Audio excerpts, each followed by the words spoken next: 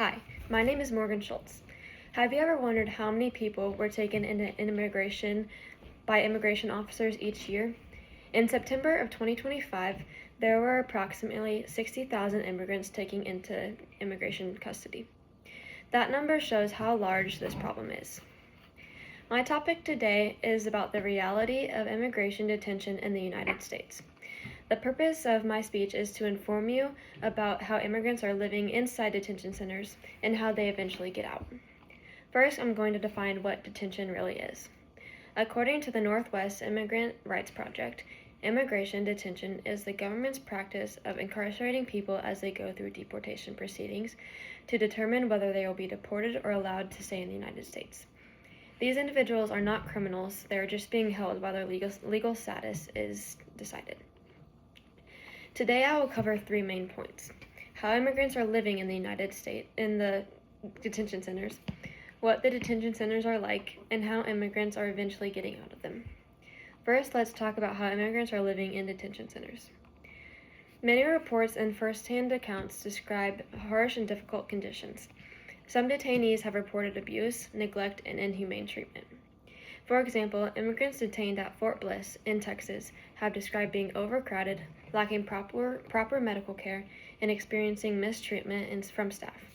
In some cases, complaints were filed and investigated, but changes have been slow.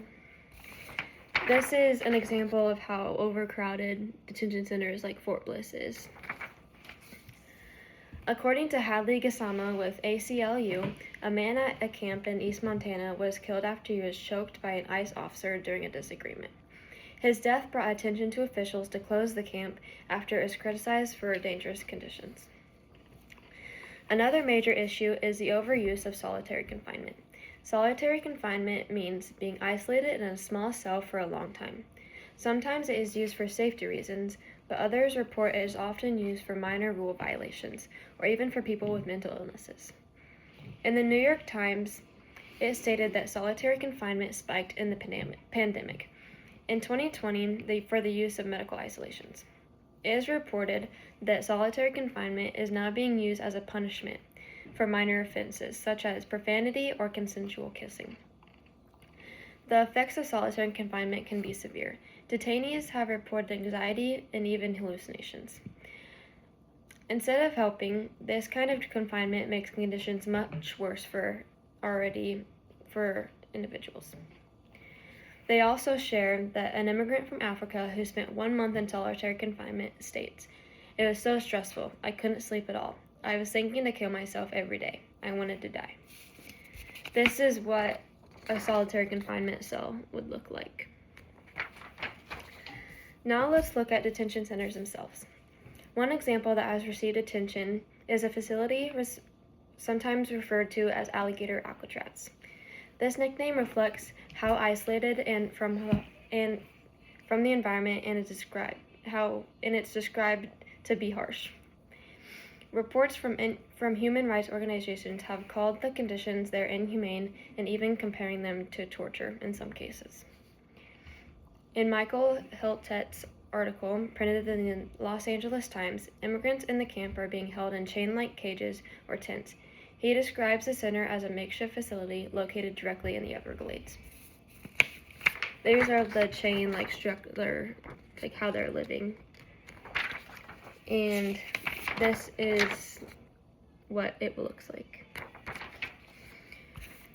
One of the biggest concerns about the facilities like this is the lack of oversight. Oversight means supervision or monitoring by government or independent organizations to ensure rules are being followed. Without proper oversight, it becomes much harder to hold facilities accountable for how detainees are treated. As a result, conditions in some detention centers can vary, but many share common issues such as overcrowding, limited access to health care, and poor living conditions.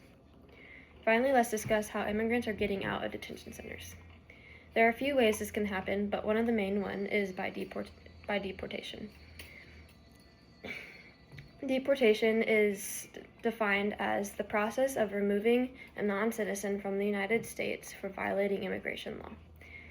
USA Gov shares that the deportation process typically follows several steps. First, a person is detained and placed into removal proceedings. Second, they attend hearings before an immigration judge where their case is reviewed. Third, the judge makes a decision whether they can stay in the United States or have to be deported. Finally, if the decision is to be removed, the person is taken back to their home country. In some cases, immigrants can be released instead of deported. This can happen through bond asylum approval or other legal proceedings. This process is often long, complicated, and stressful with uncertain outcomes. This is what the immigration process looks like. So first they get detained, now they're in the detention centers, then they see if they can make bond, and then they go through immigration court. In conclusion, immigration detention in the United States is a very complex and serious issue. Today we looked at how immigrants are living in detention centers, including reports of abuse and the use of solitary confinement, the conditions of detention centers, including facilities with little oversight.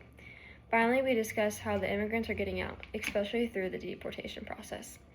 From harsh conditions inside detention centers to the difficult processes or releases for deportation, immigration detention affects the lives of many people each year. Understanding this helps us become more informed about an issue that continues to impact thousands of individuals and families across the country. Thank you for listening.